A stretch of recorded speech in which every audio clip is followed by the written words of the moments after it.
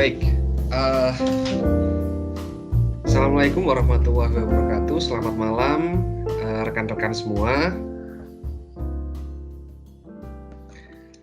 Apakah suara saya sudah bisa terdengar dengan jelas? Selamat malam, Pak. Terdengar, Pak. Terdengar, Pak. Oke, baik. Terima kasih. Baik, semoga kita dalam keadaan yang sehat ya, rekan-rekan. Hari ini sesuai dengan silabus, kita akan membahas mengenai materi yang pertama, yaitu identitas nasional. Oleh sebab itu, ya nanti rekan-rekan juga boleh bertanya, tentu saja ya. Saya encourage rekan-rekan untuk bertanya pertanyaan-pertanyaan yang ada 3 jenis pertanyaan ya. Yang pertama, pertanyaan yang boleh rekan-rekan ajukan adalah pertanyaan barangkali ada materi penjelasan yang saya jelaskan belum begitu jelas dan ingin untuk diperjelas, silakan ditanyakan. Pertanyaan yang kedua adalah pertanyaan yang untuk menambah wawasan ya. Jadi barangkali tidak terlalu terkait dengan materi yang dibahas, tetapi rekan-rekan ingin bertanya yang berhubungan dengan situasi dan kondisi di Indonesia atau di dunia saat ini, begitu ya. Jadi pertanyaan-pertanyaan yang bisa menambah wawasan ya. Atau juga pertanyaan-pertanyaan yang menjadi keresahan rekan-rekan, pertanyaan-pertanyaan yang sesuai dengan materi, tetapi juga bisa menambah wawasan ya, bebas ya, silakan bertanya. Tidak ada sesuatu yang sensitif untuk dibicarakan selama kita berada di ruang akademik ya, ruang akademik perkuliahan. Tidak ada sensitivitas atau tidak ada pembahasan yang dianggap sensitif ya. Jadi semua bisa dibahas, bisa diklarifikasi, dan itu juga merujuk atau masuk pada pertanyaan jenis ketiga, yaitu pertanyaan yang rekan-rekan mencoba untuk mengkritisi. Nah, ini pertanyaan tingkat yang lebih bagus ya. Nanti tentu saja saya akan memberikan ekstra poin begitu ya bagi rekan-rekan yang aktif untuk bertanya, apalagi kalau sudah punya niat atau keberanian untuk bertanya secara kritis ya, mengkritisi begitu ya. Baik, kita mulai ya rekan-rekan ya.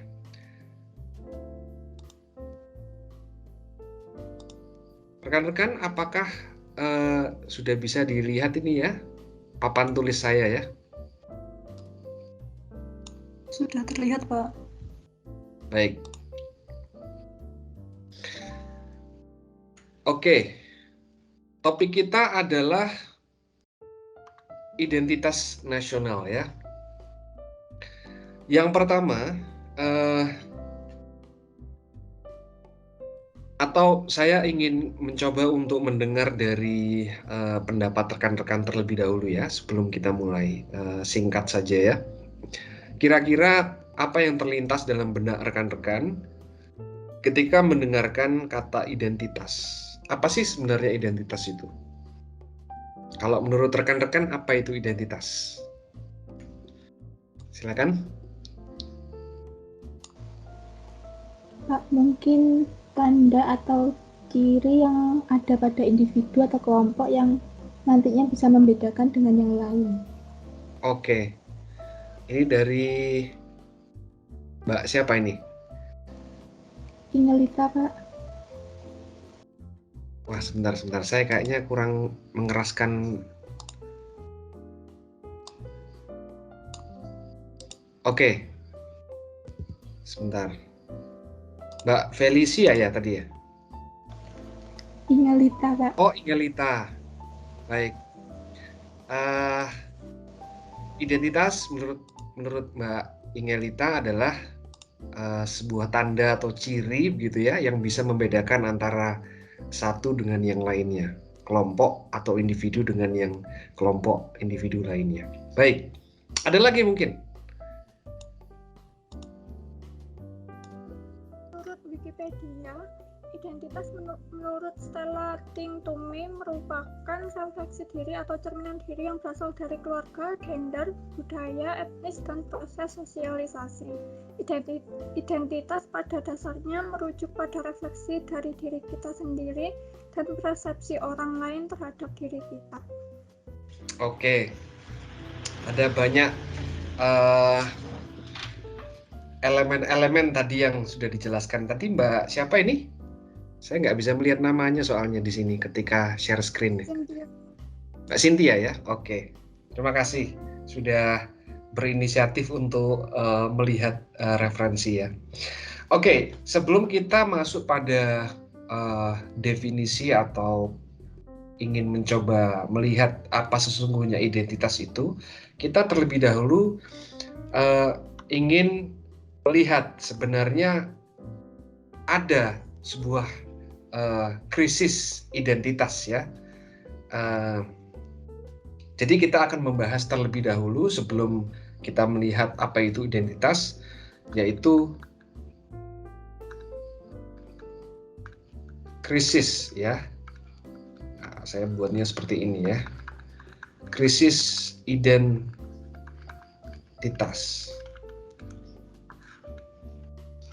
Oke. Terkait dengan identitas, rekan-rekan, itu bisa memunculkan sebuah krisis ya. Tetapi krisis yang saya bahas di sini bukan sebuah krisis yang berhubungan dengan mental atau mungkin lebih tepatnya secara psikologis ya. Kalau generasi muda saat ini, saya berbicara soal generasi Z ya. Mereka yang lahir kira-kira antara tahun 1995 sampai saat ini ya, termasuk generasi Alpha berarti ya kalau saat ini, itu mereka sering menurut beberapa penelitian, mereka adalah masyarakat yang kerap memiliki krisis identitas. Dalam hal ini bukan krisis identitas yang akan kita bicarakan, tetapi lebih kepada krisis identitas secara psikologis atau apa yang disebut dengan quarter life of crisis ya. Nah ini kita mungkin tidak berbicara soal itu ya. Kita akan berbicara krisis identitas atau identitas yang lebih umum lagi ya, yang berhubungan dengan eksistensi bangsa, berhubungan dengan kewarganegaraan gitu ya.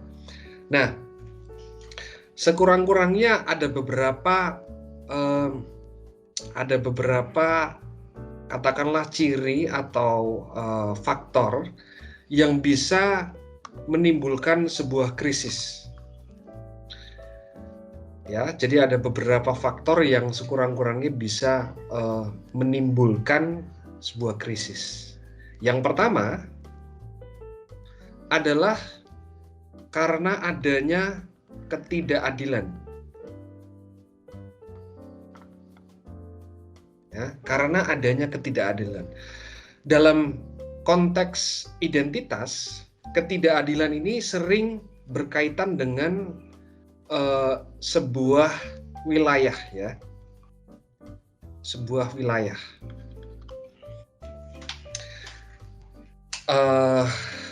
Maksudnya begini rekan-rekan ya.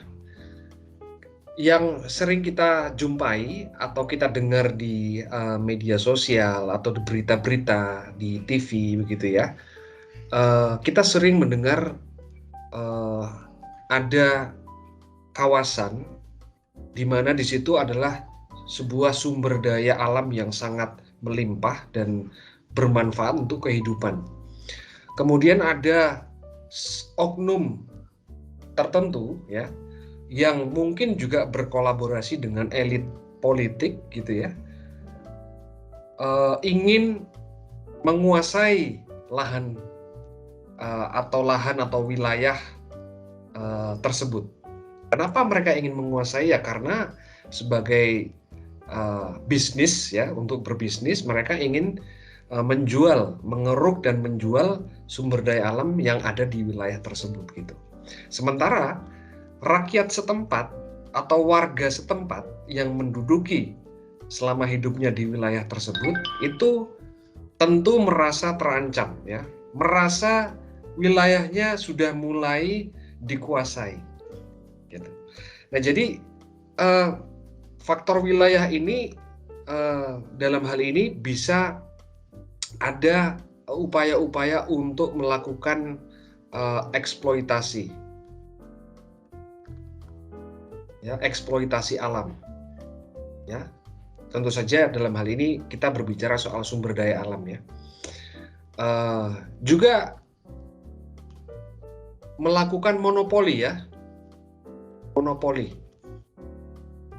Artinya mereka ingin menguasai lahan tersebut dengan cara yang halus dalam tanda petik ya, misalnya memberikan ganti rugi ya, kemudian mempengaruhi perangkat desa setempat sehingga mereka bisa memberikan persetujuan untuk mengambil atau mendirikan perusahaan-perusahaan atau pabrik-pabrik di wilayah tersebut dan seterusnya ya. Sementara warga setempat merasa lahannya kok diambil begitu saja begitu kan. Nah di sini akhirnya muncul apa yang disebut dengan konflik sosial rekan-rekan ya. Tentu saja akan muncul konflik sosial. Mengapa? Ya karena adanya ketidakadilan. Dalam hal ini bagaimana ini kita bisa kita bisa mendudukkan perkara ini kalau yang berwenang ya, para korporasi sudah membayar katakanlah aparat keamanan untuk melindungi mereka menguasai lahan tersebut gitu ya. Nah ini di mana letak keadilannya? Sementara warga setempat merasa lahannya yang sudah mereka hidupi selama generasi ke generasi direnggut begitu saja ya. Direnggut begitu saja, dan ini tentu menghasilkan sebuah konflik sosial. Selain konflik sosial, ini tentu mereka merasa adanya mereka merasa di mana letak harga diri mereka, di mana letak martabat mereka sebagai masyarakat yang sudah sejauh ini tinggal di situ, tidak diperhatikan sama sekali, begitu kan? Jadi dengan kata lain, rekan-rekan, ketika alam mereka, wilayah mereka dimonopoli, dieksploitasi, muncul konflik sosial, mereka merasa kecewa, mereka merasa marah, dan inilah yang disebut dengan salah satu faktor krisis identitas. Mereka mengalami krisis.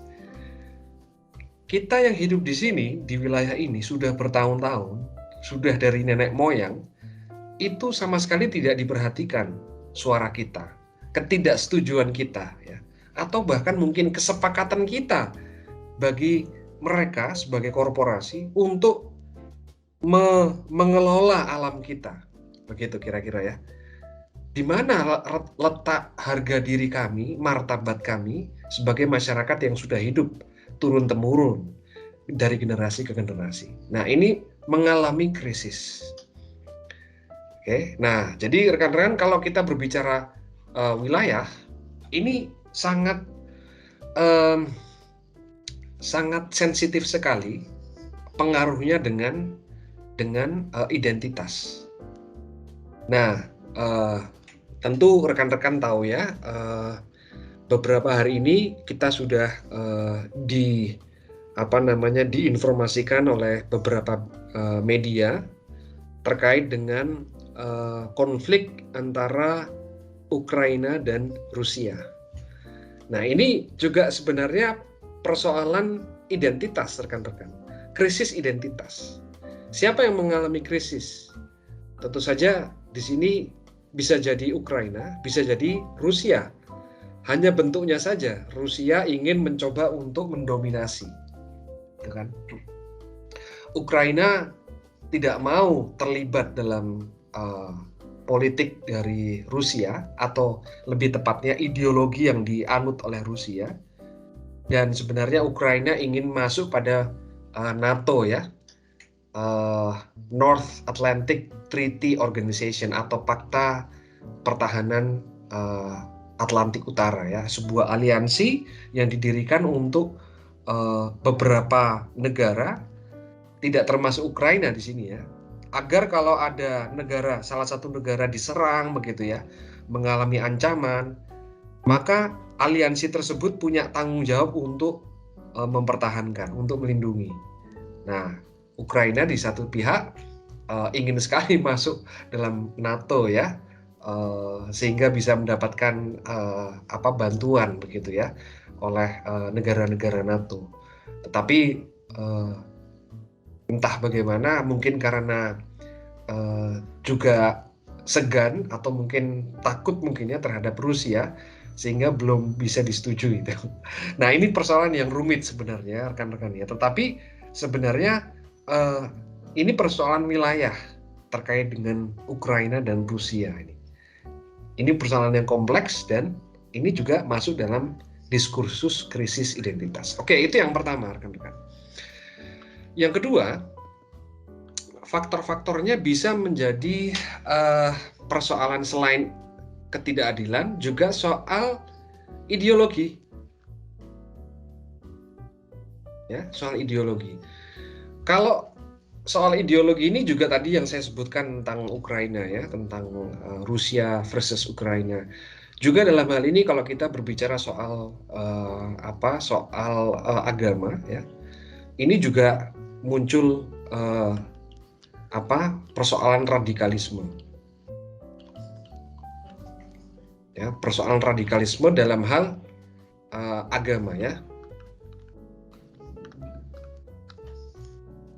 Jadi ini adalah sebenarnya pertentangan, katakanlah demikian ya, pertentangan antara kaum fundamentalis melawan modernitas ya. Maksudnya begini rekan-rekan, orang-orang yang gini, kita tahu bahwa perkembangan teknologi, perkembangan sains itu sangat pesat sekali di dalam dunia modern ya, di dalam zaman modern. Dan perkembangan sains dan teknologi ini, ilmu pengetahuan juga ya, ekonomi dan sebagainya di era modern saat ini itu lebih banyak didominasi oleh Eropa dan Amerika. Tentu saat ini sudah mulai muncul ya dari timur seperti Cina ya, kalau kita berbicara soal ekonomi. Tetapi kalau kita berbicara secara global, mulai dari abad pertengahan atau masa pencerahan ya sampai saat ini, modernitas ini, perkembangan yang begitu pesat dalam ranah teknologi dan sains, ekonomi, politik, dan seterusnya, itu didominasi oleh Barat ya, dan Amerika. Barat berarti Eropa. Nah, orang-orang Barat dan Eropa ini adalah orang-orang yang mayoritas, kalau kita berbicara secara fakta ya, mayoritas non-Muslim. Begitu. Nah, sementara barisan fundamentalis ini adalah orang-orang yang betul-betul keras terhadap pandangan-pandangan harafiah, pandangan-pandangan letterluck begitu ya terhadap agamanya. Ini merasa katakanlah sakit hati terhadap perkembangan modernitas, sehingga muncul radikalisme. Ya, yang paling ekstrim muncul terorisme. Ini sebenarnya Karena apa? Karena adanya krisis identitas. Ya. Mereka mengalami krisis. Siapa yang mengalami krisis? Ya, orang-orang yang radikal, orang-orang ekstrim, katakan begitu ya, yang fundamentalis. Mereka mengalami krisis dan merasa terbelakang begitu ya. Kok bisa ya kita ini dijajah gitu ya, secara tidak langsung oleh Eropa, oleh Barat dalam hal sains, teknologi, peradaban dan seterusnya. Sehingga mereka mengalami krisis. Nah, ini satu contoh faktor bagaimana krisis identitas itu. Yang ketiga, di dalam kalau kita bicara mengenai teknologi, ya, teknologi ini dalam hal ini lebih spesifiknya adalah terkait dengan media sosial ya. Nah, media sosial itu teman-teman memiliki, karena ini sebuah teknologi ya, teknologi media sosial ini memiliki bahasa yang disebut dengan bahasa algoritma. Ya, algoritma. Bahasa algoritma itu seperti apa? Bahasa algoritma itu bahasa yang hitam putih atau dikotomistik ya, oposisi biner. Maksudnya oposisi biner itu misalnya begini rekan-rekan, kalau kita bermedia sosial, saya yakin rekan-rekan semua punya sosial media ya. Bahasa-bahasa yang diciptakan oleh si pencipta teknologi ini itu punya sifat oposisi biner. Maksudnya bahasa yang kalau tidak hitam putih, kalau tidak 0 ya 1 ya. Kalau tidak baik ya buruk, kalau tidak salah ya benar, atau juga sebaliknya, kalau tidak putih ya hitam, kalau tidak baik buruk, kalau tidak 1 ya 0, kalau tidak salah ya benar, atau benar ya salah ya. Nah, dalam bahasa media sosial ini dimanifestasikan atau ditampilkan dalam, kalau rekan-rekan perhatikan ya, seperti misalnya kalau kita bermedsos di salah satu platform, misalnya Facebook misalnya, di situ ada like and ya, kalau kita tidak melakukan atau menekan tombol like atau klik like, maka sebenarnya kita digiring untuk apa? Untuk dislike, gitu kan? Atau minimal tidak tertarik, gitu. Kalau kita ngomongin Instagram misalnya rekan-rekan, ada follow, ya, ada unfollow. Kalau kita ngomongin YouTube misalnya, ada subscribe, ya, ada unsubscribe, kan begitu ya. Nah, bahasa-bahasa ini adalah bahasa-bahasa oposisi biner. Kalau tidak hitam putih, kalau tidak benar salah. Nah, masyarakat yang menggunakan media sosial dengan bahasa algoritmanya, ini digiring, kesadaran kita digiring untuk, ya, kalau tidak like, dislike. Kalau tidak follow, ya unfollow. Kalau tidak subscribe, unsubscribe. Digiring untuk memiliki mindset yang sangat dangkal, yaitu apa? Ya, tadi itu yang tadi saya katakan tadi itu ya, kalau tidak like, dislike, begitu. Konsekuensinya apa rekan-rekan? Konsekuensinya dengan mindset bahasa algoritma ini yang terdikotomistik seperti ini bisa sangat riskan sekali memunculkan sikap-sikap kebencian, ya. memunculkan sikap-sikap kebencian. Kalau saya berteman dengan Anda, saya follow Anda, tetapi ketika kita sedang berseteru, berantem gitu ya, maka saya akan unfollow. Itu sudah bermain kebencian di sini. Belum lagi kalau kita berbicara soal fasilitas atau fitur komen di situ ya. Itu kita bisa memasukkan kata-kata yang betul-betul bisa menyakiti mereka kan gitu. Nah, ini sebenarnya krisis. Jadi krisisnya tapi di mana?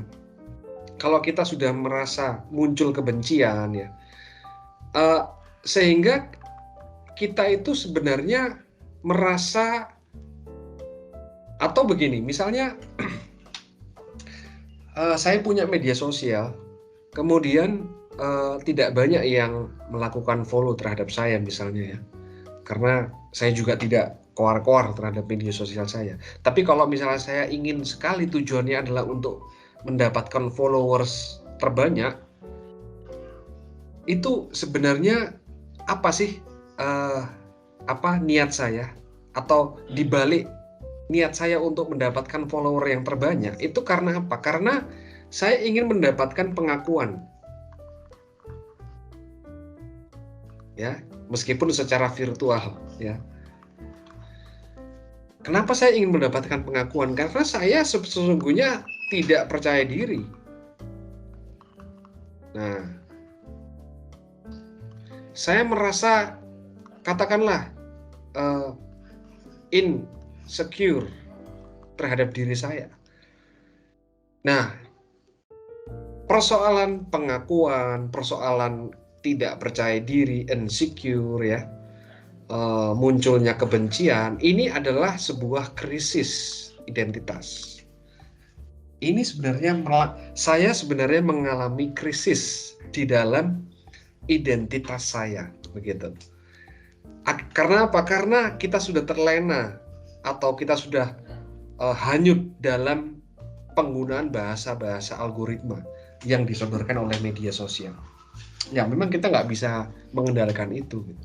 Atau kita nggak bisa lepas dari bahasa-bahasa algoritma tersebut, gitu ya. Nah, ini kira-kira kenapa kok kita mengalami krisis identitas ya.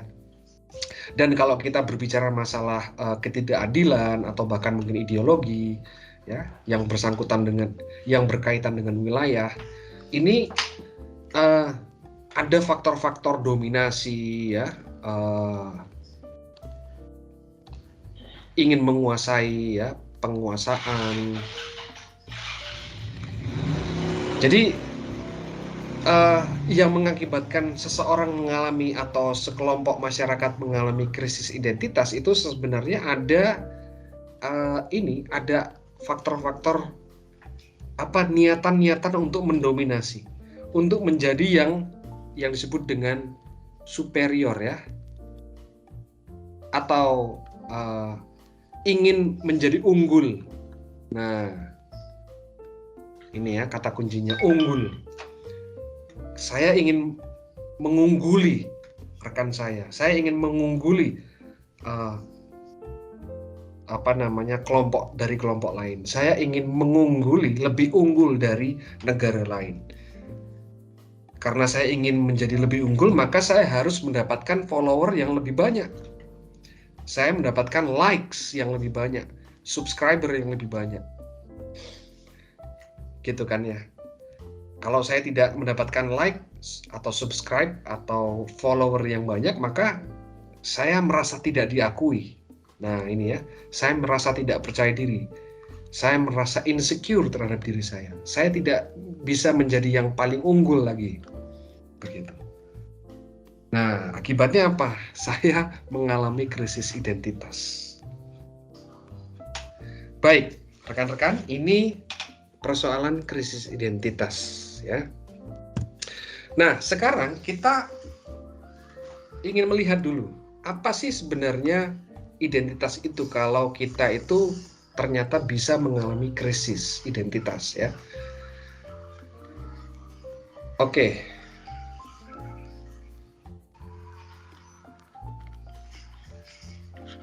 Apa sesungguhnya identitas itu? Rekan-rekan, sekurang-kurangnya ada dua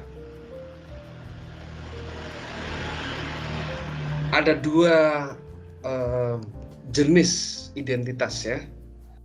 Yang pertama adalah identitas yang disebut dengan identitas formal.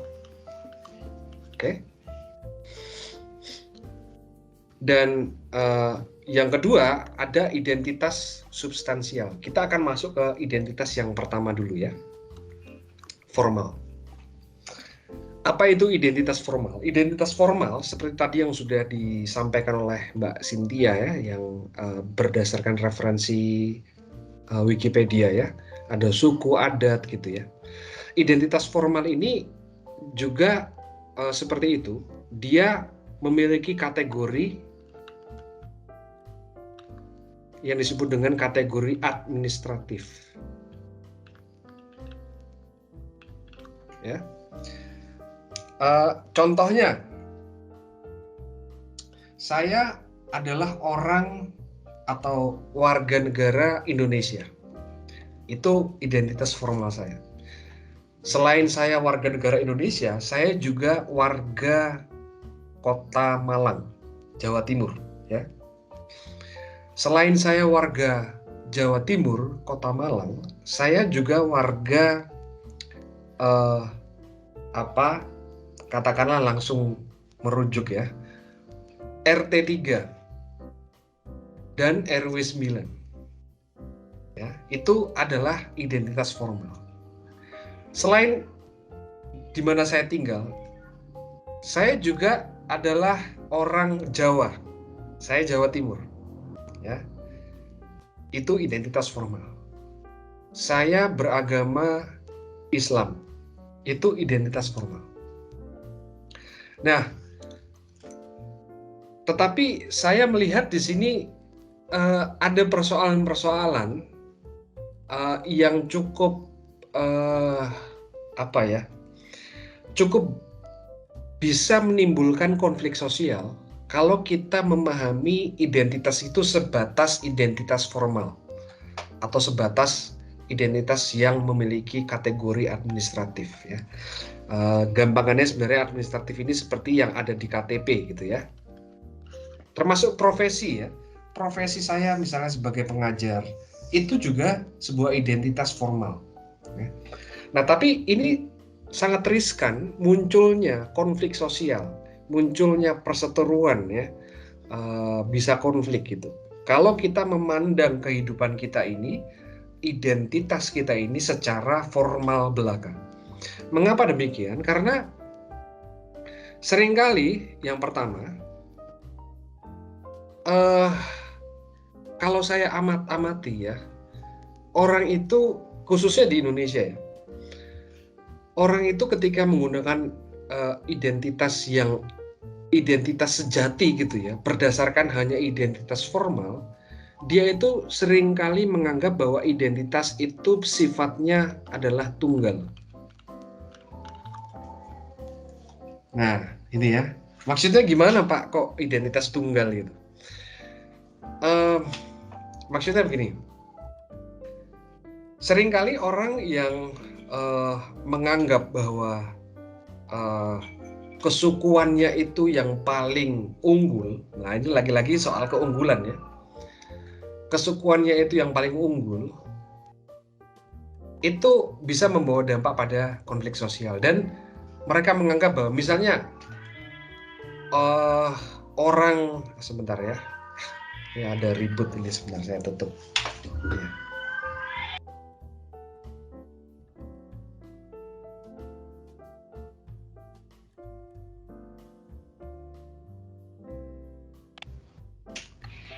Oke, mohon maaf ya, ada kucing berantem itu, kedengaran nggak enak. Baik, saya lanjutkan.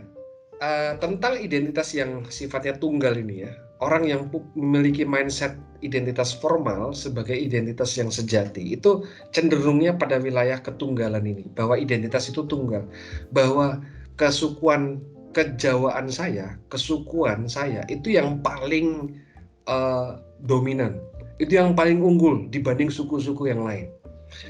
Atau misalnya kita bicara soal agama misalnya ya, pokoknya yang paling benar adalah agamaku, dan sebenarnya, sebaiknya, seharusnya semua orang di dunia ini atau minimal di negara kita itu harus memiliki agama yang sama dengan agama saya. Jadi mencoba untuk menyamakan semua suku, menyamakan semua agama. Karena apa? Ya itu tadi, tunggal ya, hanya tunggal. Jadi identitas itu hanya tunggal. Pertanyaan kritisnya begini, apakah memang benar identitas itu tunggal? Apakah benar bahwa identitas itu hanya kita batasi pada suku Jawa saja yang unggul? Tentu saja tidak ya. Apakah hanya agama saya saja yang paling unggul dan paling benar dan harus kita ekspansi sebanyak mungkin, gitu kan ya? Atau bahkan semuanya harusnya seperti agama saya? Nah, kan tidak ya. Kalau kita bicara dalam ranah bangsa Indonesia, tentu saja tidak bisa begitu. Dan ini yang terjadi rekan-rekan. Orang memilih menganggap bahwa identitas yang sejati adalah identitas formal, ini cenderungnya pada wilayah ketunggalan seperti ini. Apakah? Karena begini, kalau kita berpikir ya, bahwa saya ini sebenarnya tidak hanya seorang Muslim, saya juga tidak hanya orang yang berasal dari suku Jawa. Saya juga adalah warga RT 3. Saya juga adalah warga negara Indonesia. Saya juga berprofesi sebagai pengajar. Tapi apakah semua ini sifatnya tunggal? Tidak ya. Ini beraneka ragam sebenarnya. Identitas saya itu sudah beraneka ragam. Kalau kita masuk pada wilayah,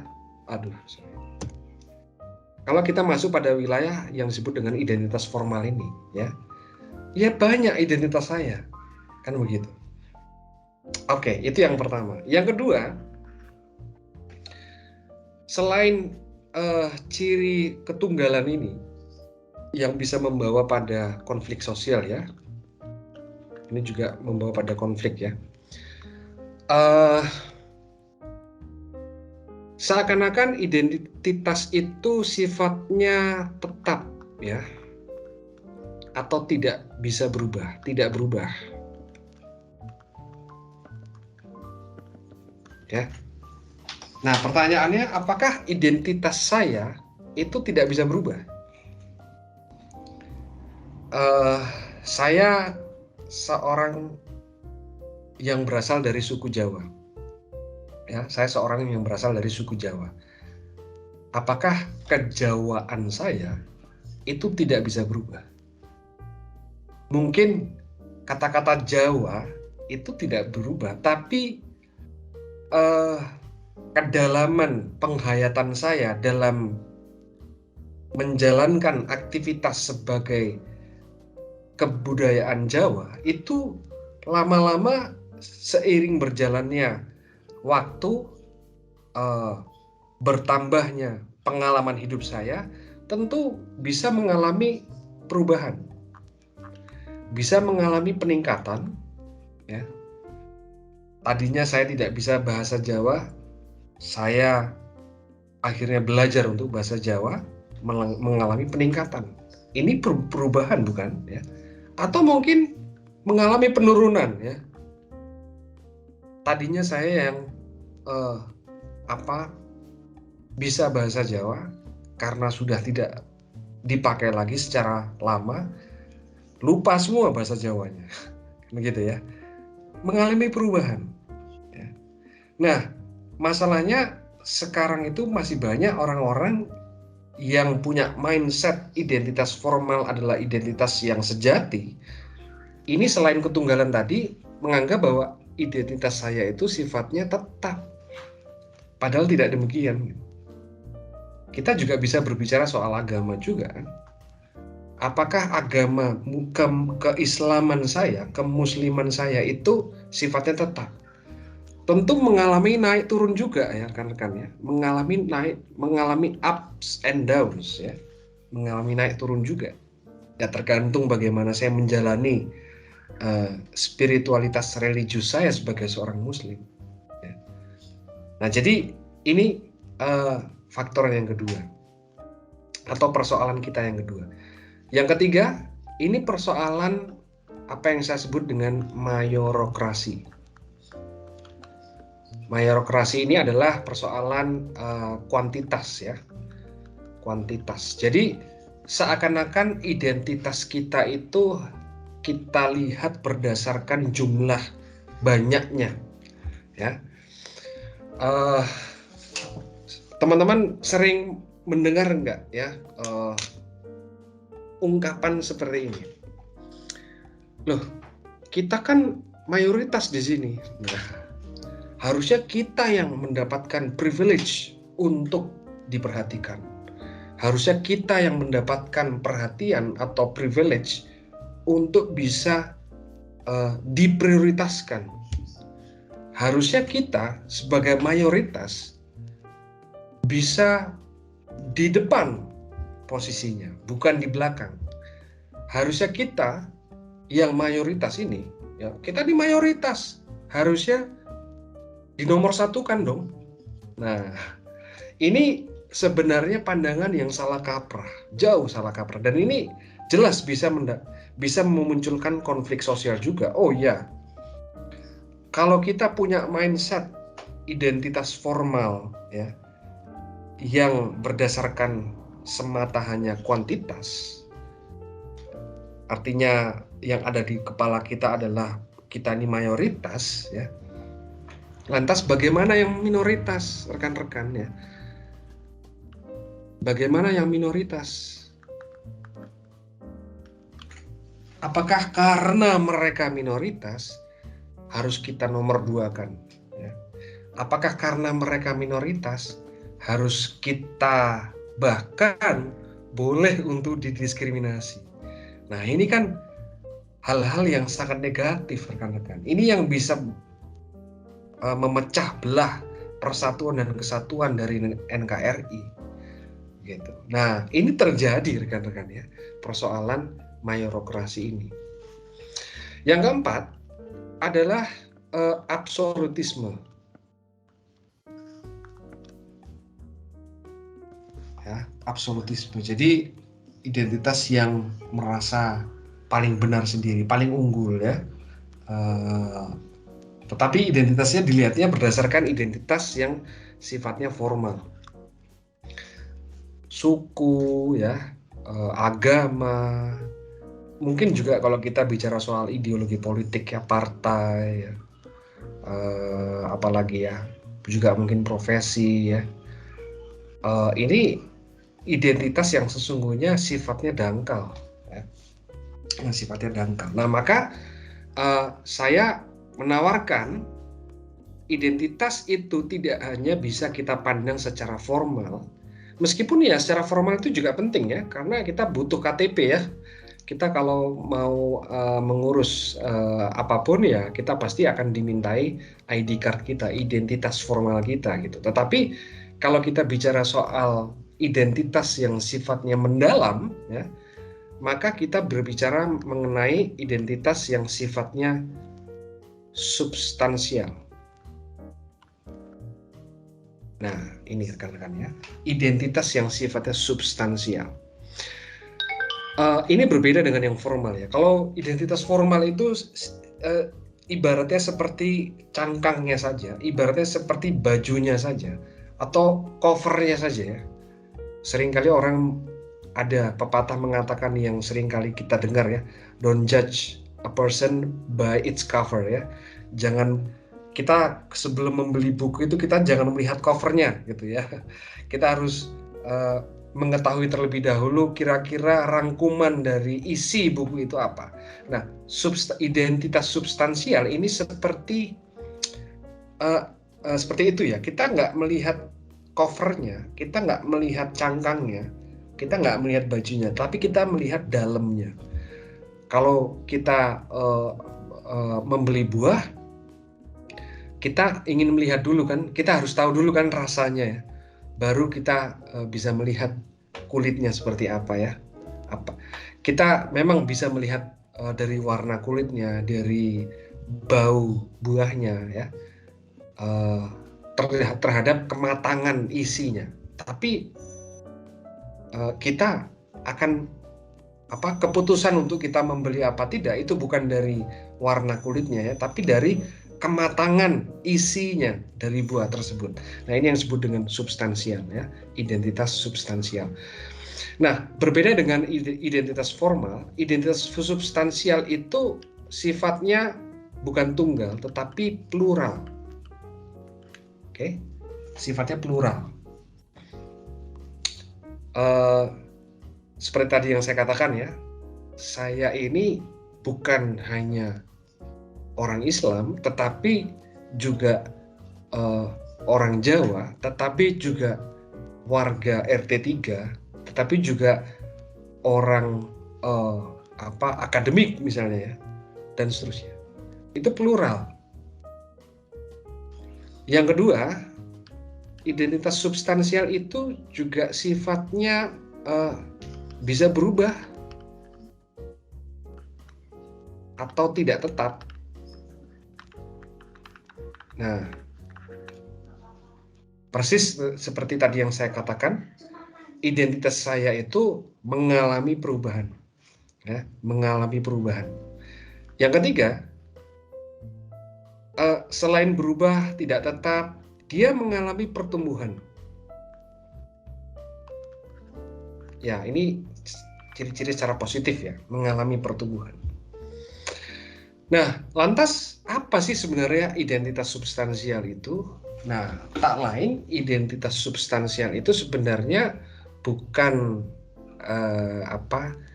bukan KTP kita ya, bukan yang informasi yang ada di dalam KTP kita, melainkan sebuah cara kita berpikir, kematangan kita di dalam mengambil sikap hidup, kematangan atau kedewasaan kita di dalam memutuskan di dalam kompleksitas kehidupan kita.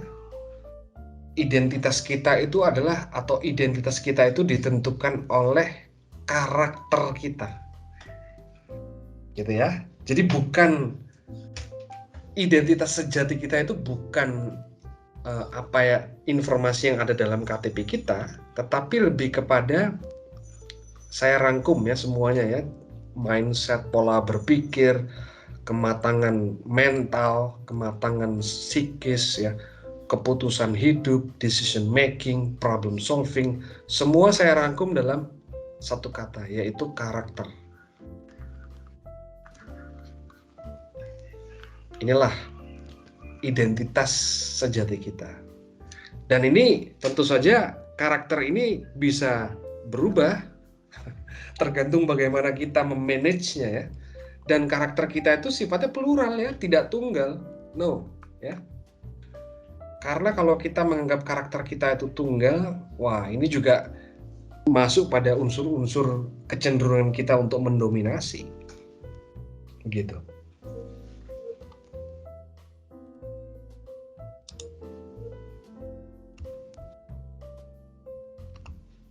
Oke. Halo, tadi terputus ya? Iya Pak, sempat terputus. Oke.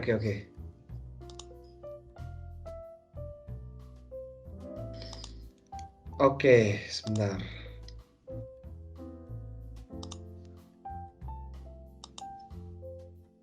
Ini masih terlihat share screen saya ya? Masih. Oke. Baik, jadi kira-kira itu ya rekan-rekan. Kalau kita ingin memahami identitas, maka yang kita bicarakan di sini adalah yaitu karakter kita, ya, karakter kita. Baik, sampai di sini kira-kira apakah ada pertanyaan?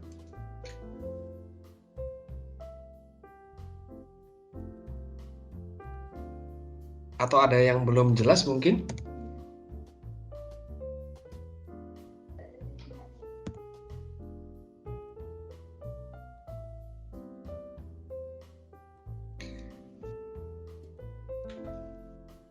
Sudah jelaskah? Rekan-rekan, identitas materi kita sebenarnya bukan hanya sebatas identitas ya, tapi juga yang disebut dengan identitas nasional ya. Jadi kalau saya buat di sini identitas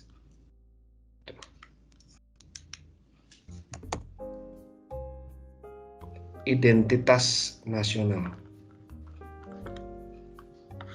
Nah, ada pertanyaan sampai di sini?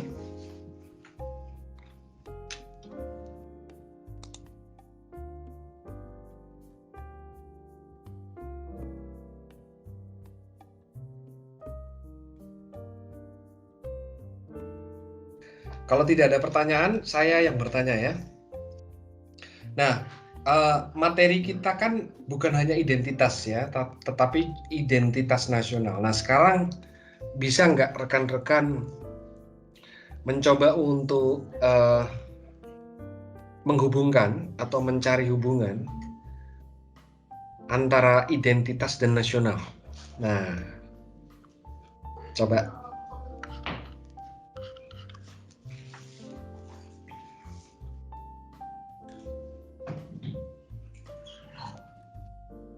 Kira-kira gimana?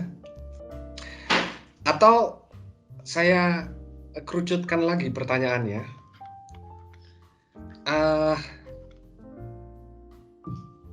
Pancasila sebagai ideologi bangsa Indonesia. Kok Panci? Sebentar.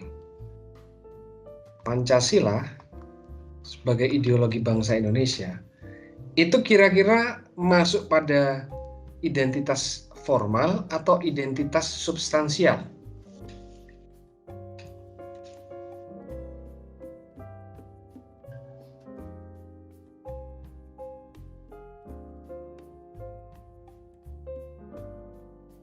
Gimana?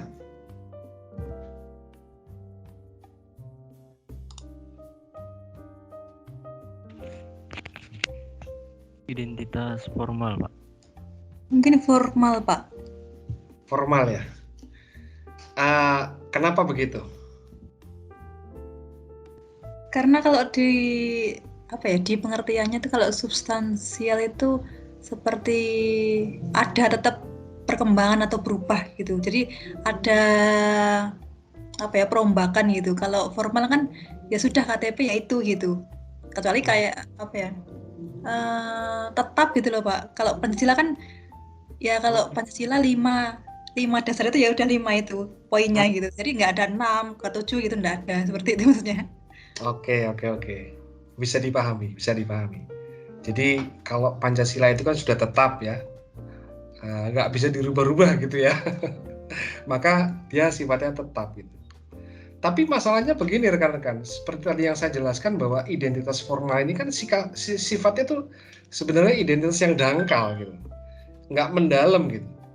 Justru identitas yang substansial ini adalah identitas yang mendalam. Kenapa Pancasila masuknya kepada identitas yang dangkal gitu?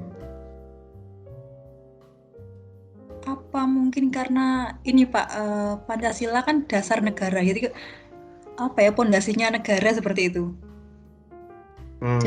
Jadi sebenarnya bukan identitas kalau gitu ya? Ya, jadi bingung. Oke, nggak apa-apa. Tadi Mas Ahmad ya juga menjawab formal ya. Argumentasinya gimana, Mas?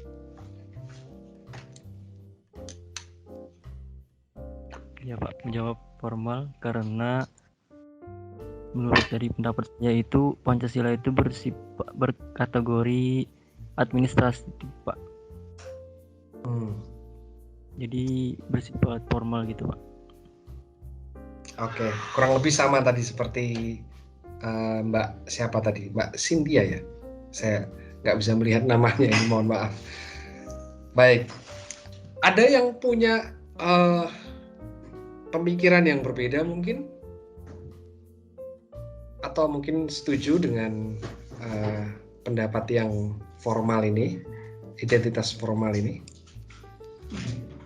Baik, kalau tidak ada, ini menarik ya rekan-rekan ya. Jadi sebenarnya kita itu perlu menguasai betul ya. Kalau kita bicara identitas nasional, berarti kita juga berbicara soal Pancasila sebagai ideologi ya. Nah, kalau pertanyaannya Pancasila itu masuk dalam identitas formal atau substansial, sebenarnya kita harus tahu dulu nih, apa itu Pancasila. Kita harus membedah dulu setiap sila yang ada di Pancasila ini ya, setiap nilai yang ada di Pancasila ini.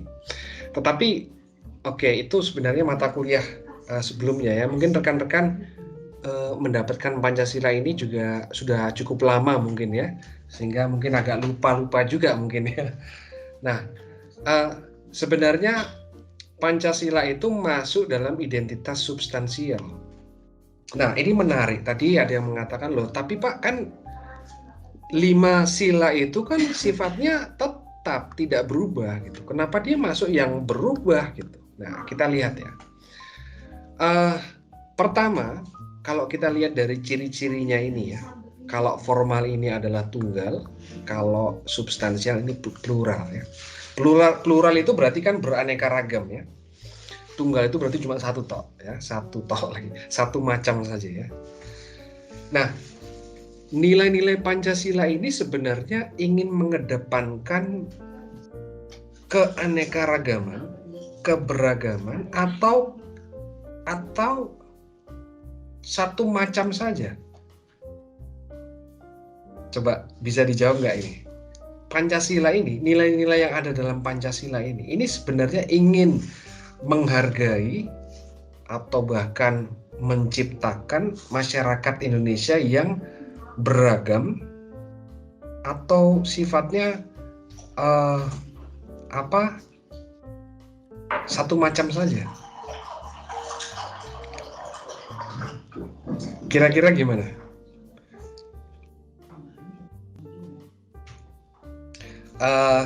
Oke. Oh ya, silakan. Kalau menurut saya beragam, Pak. Beragam ya. Itu siapa yang menjawab tadi ya? Mbak, siapa yang menjawab?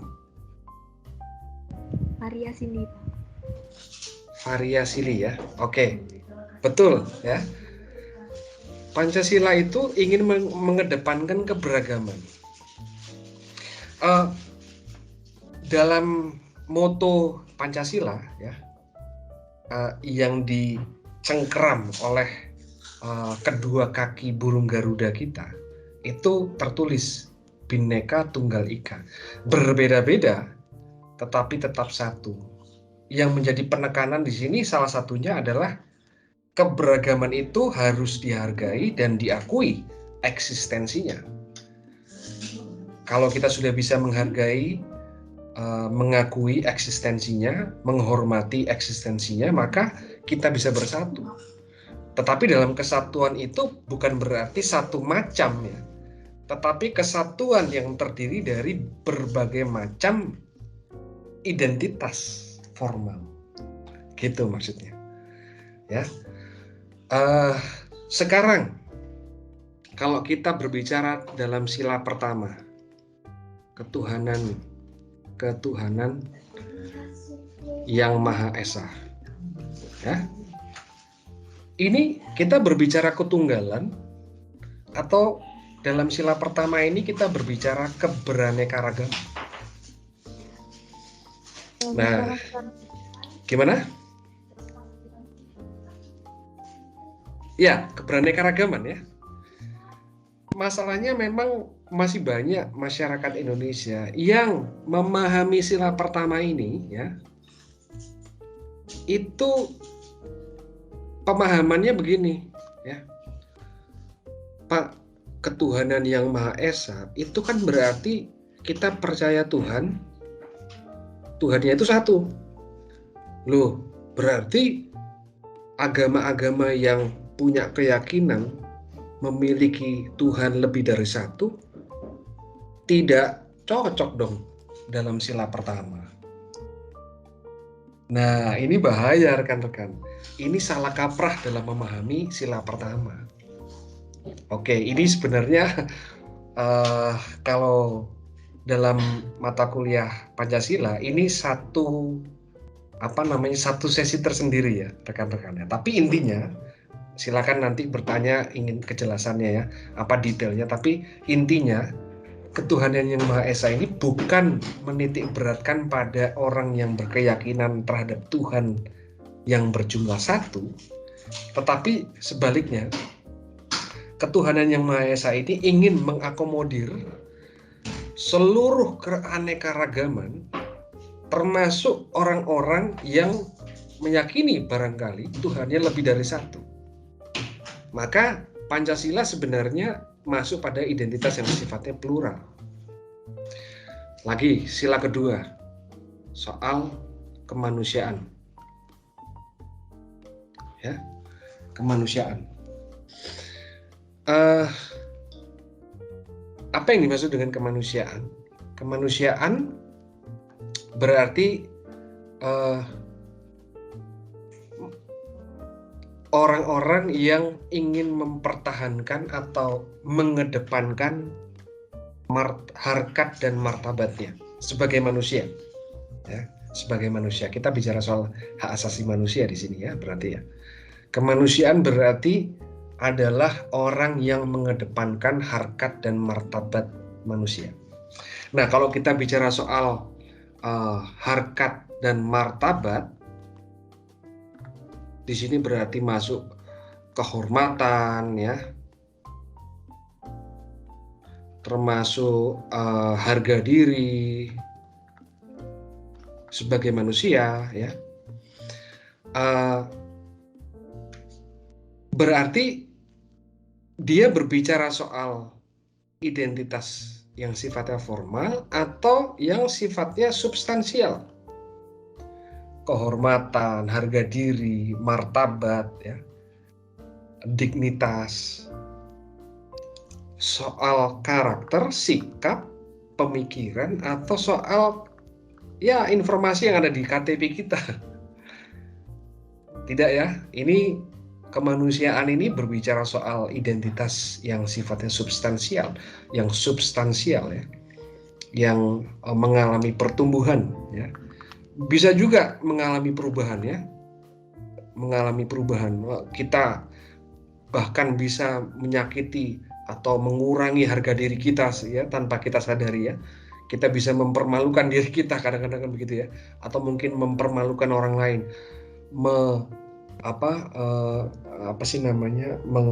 humiliate itu apa ya, menghina orang lain gitu ya, merendahkan orang lain ya. Sifatnya berubah ya, karena kita bicara soal karakter, sikap, pemikiran. Maka kemanusiaan dalam sila kedua Pancasila itu masuk dalam identitas yang sifatnya substansial.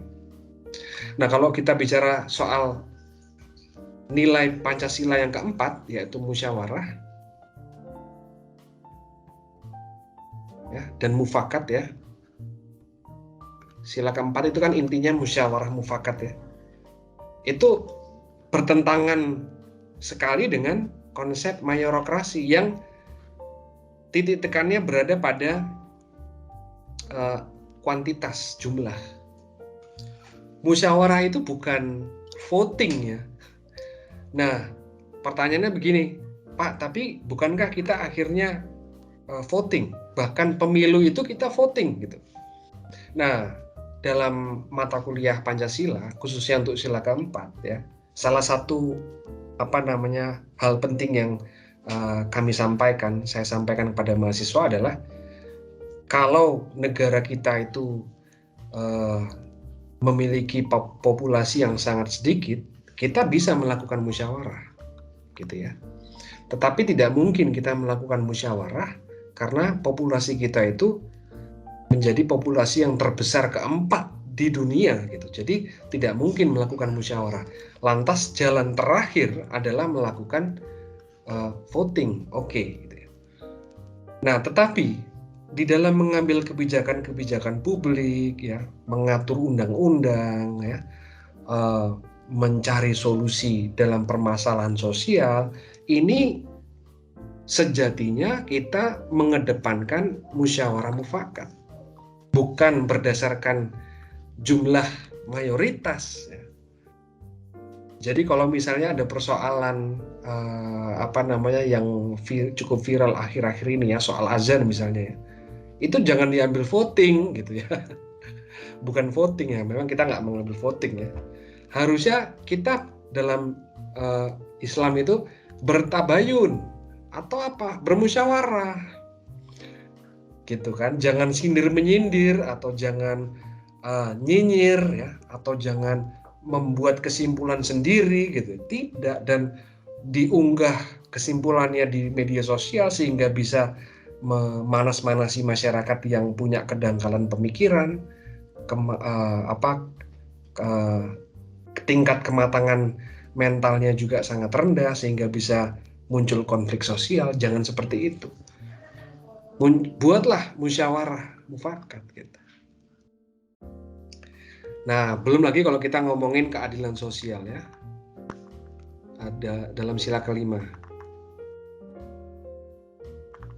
Nah, di awal tadi saya menjelaskan soal ketidakadilan. Ini muncul sebuah krisis identitas ya. Maka dalam sila kelima Pancasila ini sebenarnya kalau kita terapkan ya harusnya tidak akan ada wilayah-wilayah yang dieksploitasi ya, untuk bisa mengungguli dalam hal material maupun non material ya. Nah, jadi rekan-rekan, kalau kita bicara soal identitas nasional, siapakah manusia Indonesia ya? Jadi kalau pertanyaannya adalah siapakah manusia Indonesia? Jawabannya sementara ini ya, kita adalah manusia-manusia atau individu-individu yang menghayati nilai-nilai Pancasila sebagai identitas kita. Gitu. Jadi kalau ngomongin identitas nasional, harusnya kita ngomongin tentang Pancasila. Baik, sampai di sini mungkin ada pertanyaan?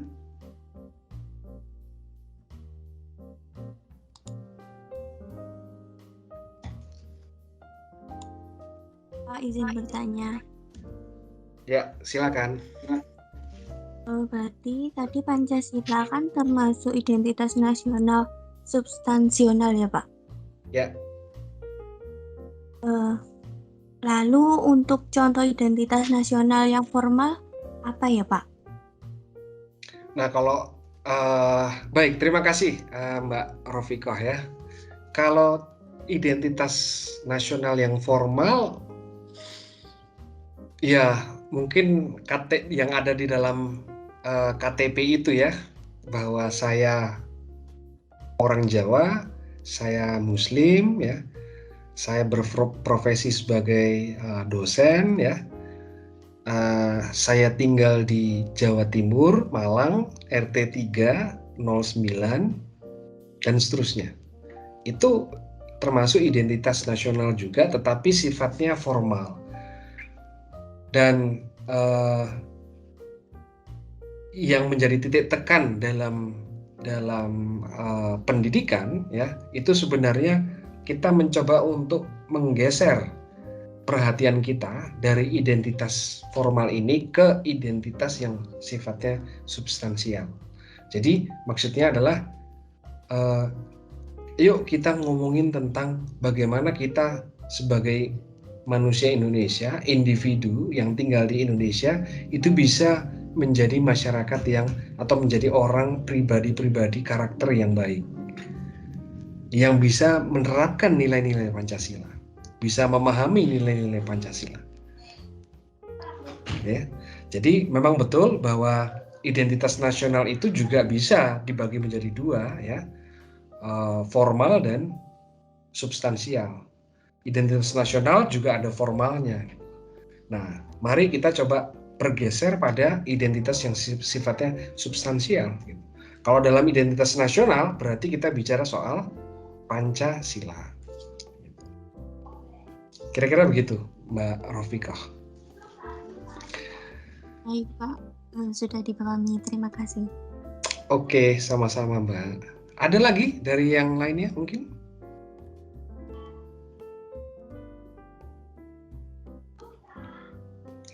Pak, mau tanya. Ya, oke, Mbak Ellen, silakan. Kan tadi kalau misalkan siapakah manusia Indonesia itu berarti individu yang menghayati nilai Pancasila.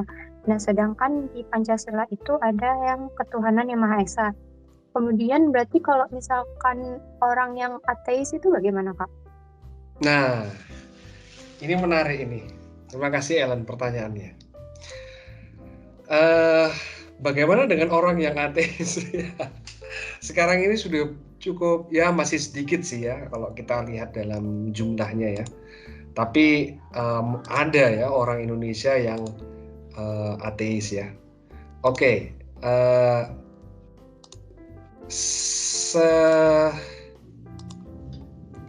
Sederhananya begini ya, saya perlu menjelaskannya secara singkat melalui papan tulis begini ya.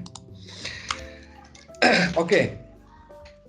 Pancasila itu kan berbunyi, sila pertama berbunyi ketuhanan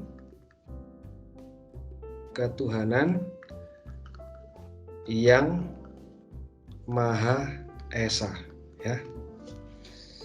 Nah, sekarang untuk mengetahui apakah orang Indonesia yang ateis itu apakah bertentangan dengan Pancasila apa tidak, kita harus mengetahui dulu makna sila pertama ini ya. Ya, kita harus mengetahui dulu makna sila pertama. Ini sebenarnya bisa agak panjang ya, tapi sederhananya begini. Apa yang dimaksud dengan ketuhanan?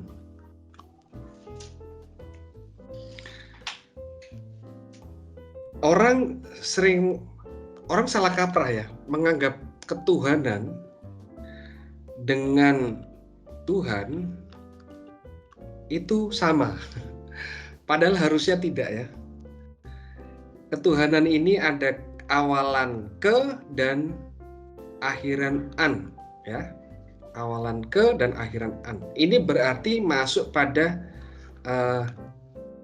kata apa? Sifat. Oke. Sementara Tuhan ini apakah kata sifat? Bukan ya. Ya ini katakanlah kata benda ya. Nah, konsekuensinya apa rekan-rekan? Ketuhanan ini bukan dia ini bukan sosok ya. Kalau Tuhan ini katakanlah dia sosok, atau mungkin ada yang menyebutkan subjek ya, dalam bahasa filsafat subjek transendental ya, atau mungkin dalam dunia Islam disebut dengan zat ya, gitu ya, atau ada yang menyebutkan juga dia substansi ya. Artinya Tuhan ini ada sosoknya gitu ya. Nah, sementara ketuhanan yang sebenarnya merupakan kata sifat, dia bukan sosok. Dia adalah karena dia kata sifat, dia adalah cara kita berpikir, cara kita bersikap ya dalam hidup.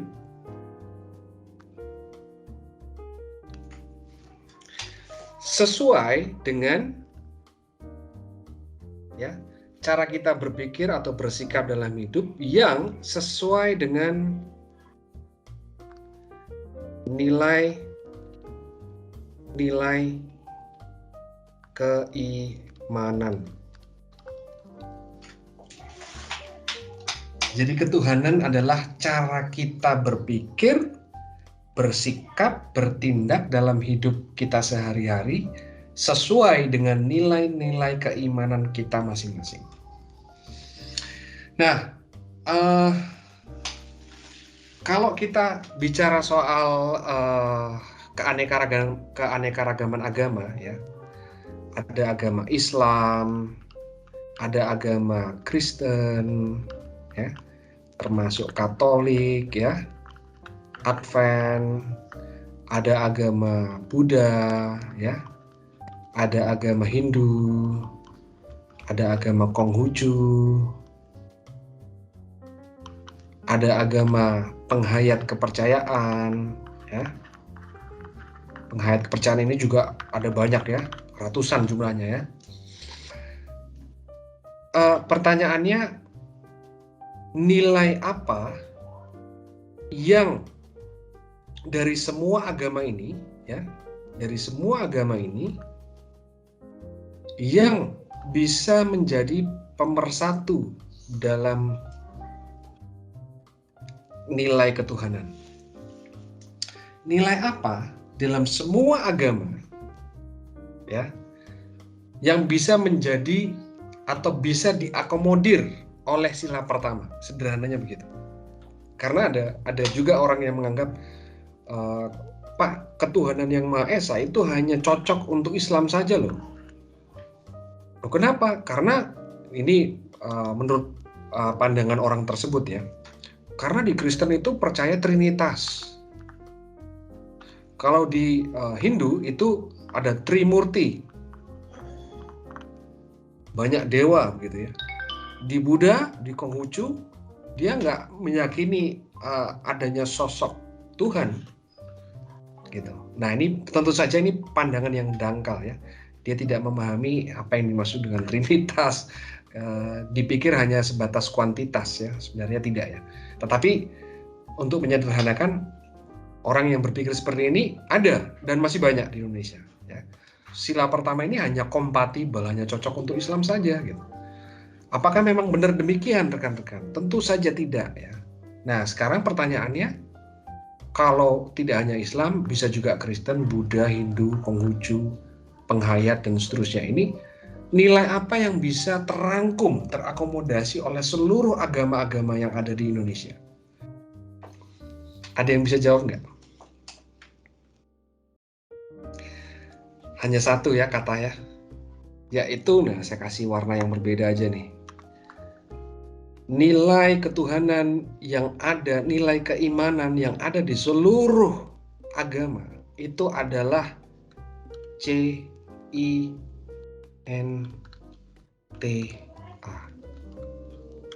Ini, rekan-rekan. Agama Islam, kita punya 99 sifat Tuhan, ya, Asmaul Husna. Diawali, diprioritaskan, dimulai dari Ar-Rahman Ar-Rahim, Tuhan yang Maha Pengasih dan Penyayang. Ini menjangkup rasa cinta. Kristen juga punya nilai yang dikedepankan, yaitu apa? Cinta kasih, nilai kasih. Buddha juga punya nilai yang selalu diucapkan dalam doanya terhadap siapapun. Semoga semua makhluk hidup berbahagia. Itu mengandung nilai-nilai cinta. Hindu ada ungkapan Om Shanti Shanti Om. Ini juga merupakan doa kepada siapapun, ya, untuk keselamatan dan kebahagiaan seseorang, ya. Itu juga mencerminkan nilai cinta. Konghucu juga sama, penghayat, rahayu, dan seterusnya. Jadi di dalam semua agama-agama, baik yang apapun itu, ya, beraneka ragaman bentuk kepercayaan, kalau kita memahami ketuhanan, yang benar ya, yaitu cara kita berpikir, bersikap, menghayati kehidupan kita sesuai dengan nilai keimanan, yaitu nilainya adalah cinta, maka semua agama, tidak hanya Islam, itu kompatibel, itu masuk dalam sila pertama. Pak, pertanyaannya tadi kan tentang ateis. Bapak kok nggak ngomongin tentang ateis? Itu kan agama-agama, oke lah. Tapi kalau ateis bagaimana?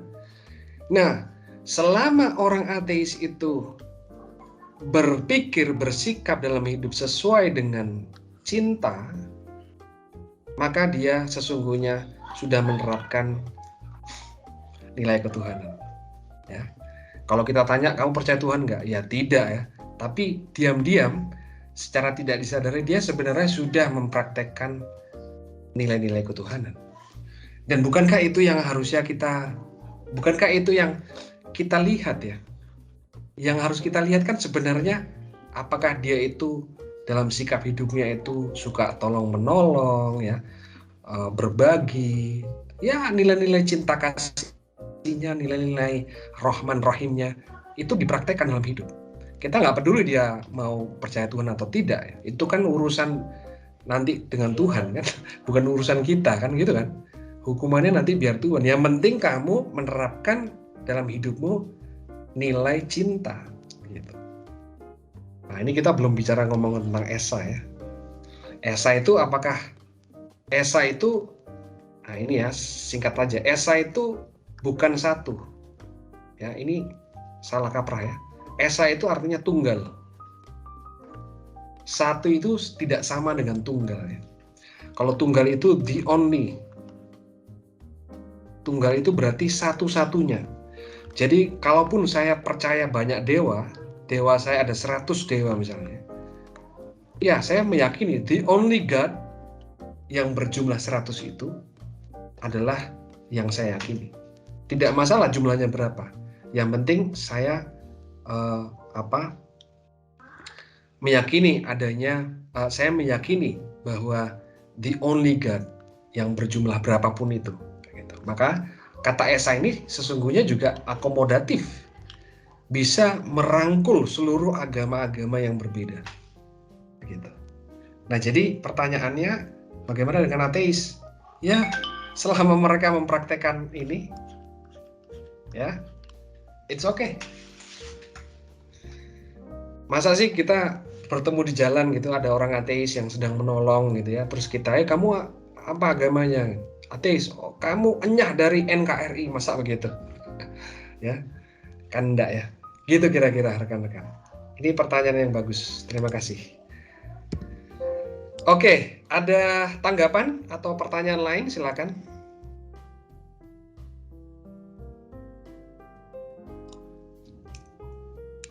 Yang bertanya tadi Mbak Ellen ya. Terima kasih Mbak Ellen. Atau tanggapan dulu Mbak Ellen?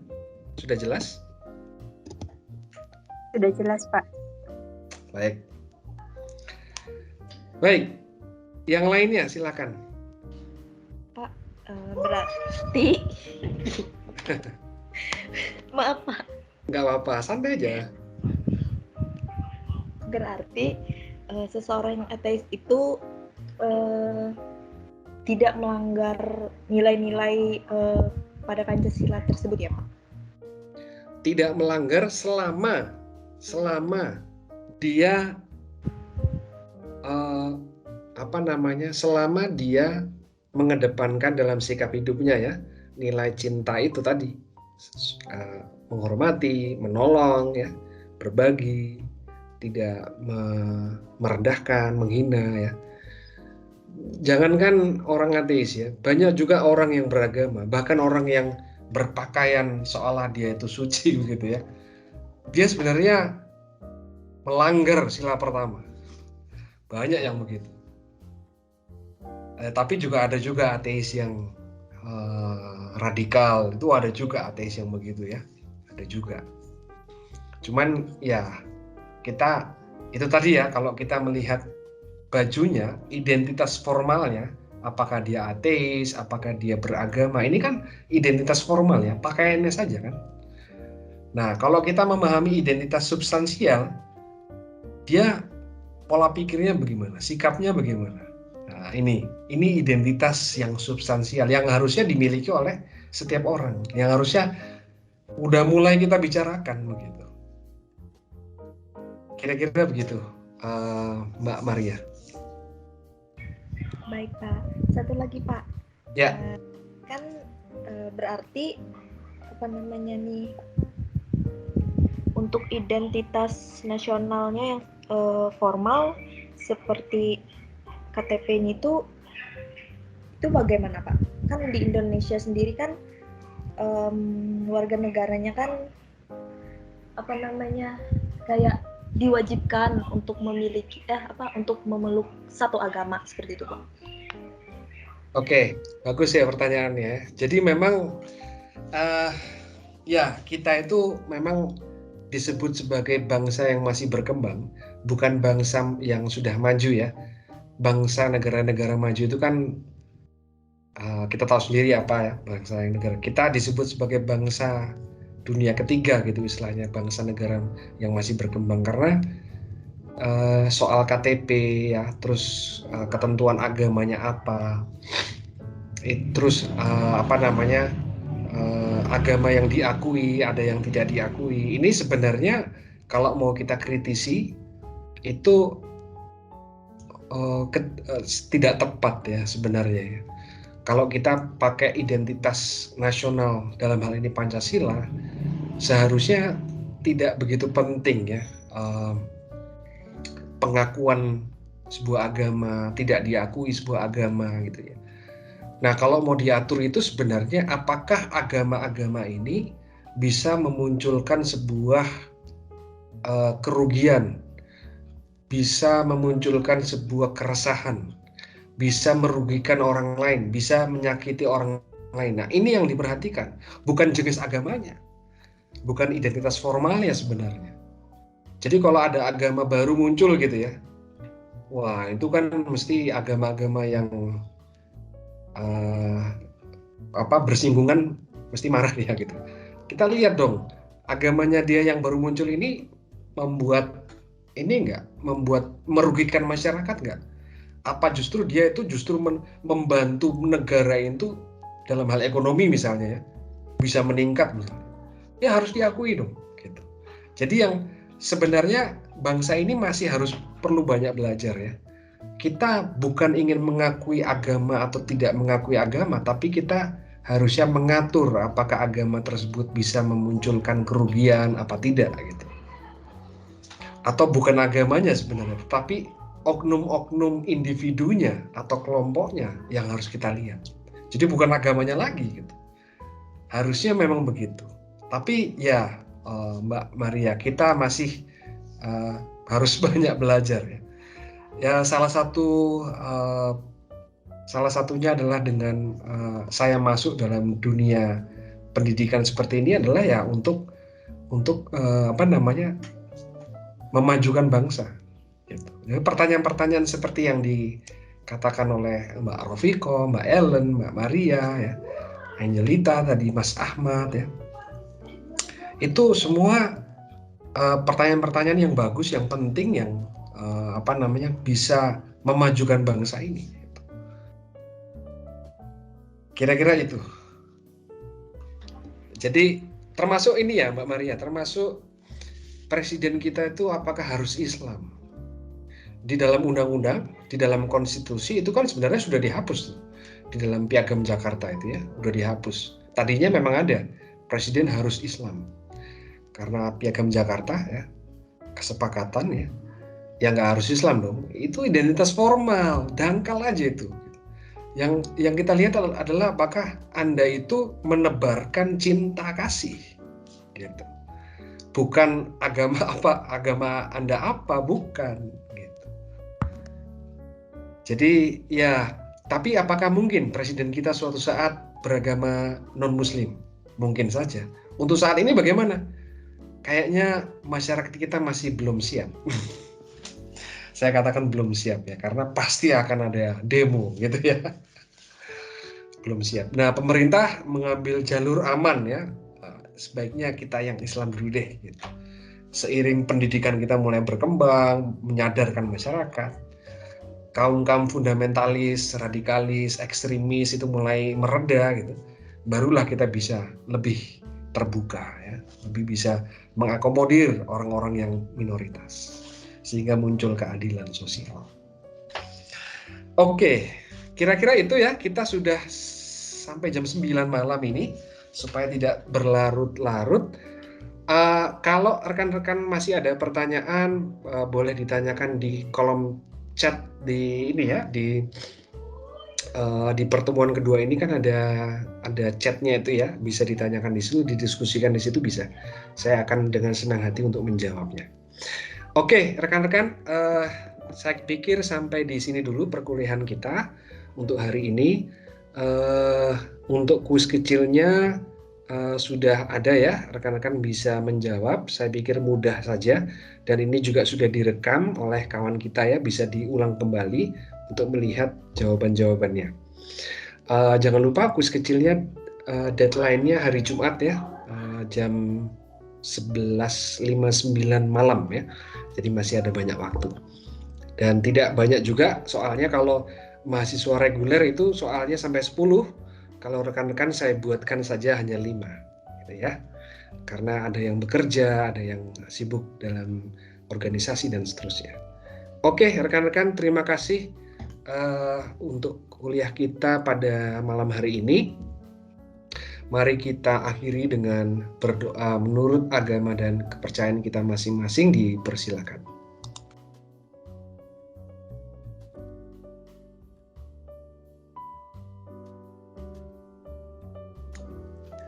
Berdoa selesai.